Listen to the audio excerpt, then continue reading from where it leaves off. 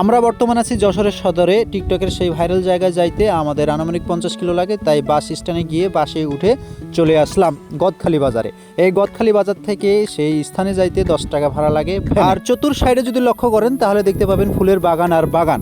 আমরা চলে আসলাম সেই জায়গায়। এখান থেকে দেখতে পাচ্ছেন ফুলের দোকান অনেক, আর এই রাস্তার দুই ধারে দেখতে পাচ্ছেন প্রচুর দোকান। আর এই দোকানগুলো সবগুলো হচ্ছে ফুলের দোকান। দোকানগুলো কম বেশি সবগুলোই বন্ধ ছিল, কারণ সকালে আসছিলাম তাই। আমরা একটা ছোট মিনি পার্কে যাচ্ছি, আর এই পার্কেই গেলে দেখতে পাবো সেই বিখ্যাত সেই ভাইরাল জায়গাগুলো। টিকটক, ইউটিউব, ফেসবুকে এই ছাতির জায়গাটা অনেক ট্রেন্ডিং এ ছিল। আমরা এই সাইডে বড় বড় ছাতা দেখলাম, এখন দেখি ছোট ছোট ছাতা গাছের উপর ঝুলাই রাখছে। আসলে বৃষ্টি আসলে ছাতির অভাব থাকবে না এখানে আসলে। আর এই সাইডে দেখতে পাচ্ছেন একটা সুন্দর একটা ভাঙ্গা চাঙ্গা মোটরসাইকেল, লেডিস মোটরসাইকেল বসে রাখছে। আর এখানে যদি আসেন গদখালি, আশপাশে অনেক মিনি পার্ক দেখতে পাবেন।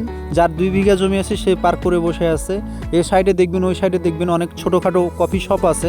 আর এই সব পার্কগুলার একটা কমন হচ্ছে কি, এই ছাতি। হয়তোবা পার্থক্য থাকবে কম ছাতি বড় ছাতি, নতুবা ছোট বড়। তাই আমরা একটা পার্কেই ঢুকছি, আর অন্য পার্কে আমরা ট্রাই করি নাই। তবে ওই সাইডের একটা পার্ক আছে, বাইরে থেকে দেখলাম অনেক সুন্দর লাগে। আমার দুলা ভাই সুন্দরবনে গিয়েও বাঘের দেখা না মিললে এখানে মিলার সাথে কান ধরে মশরামশি শুরু করছে। যাই হোক, ছোট ভাইয়ের কাছ থেকে গোলাপ ফুল আমরা 2টা নিয়েছিলাম, কারণ এখানে গদখালি আসছি, ফুলের বাজারে আসছি, যদি ফুল না নিয়ে যাই তাহলে কেমন হয়।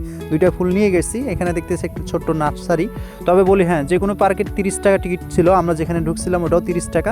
আশপাশের গুলো হয়তো 30 টাকা বা 40 টাকার, এর বেশি কিছু না। বর্তমান ফুলের দাম অনেক কম ছিল। গোলাপ ফুলগুলো 1 টাকা বা 2 টাকা পিছিয়ে তারা দিয়ে দিচ্ছে।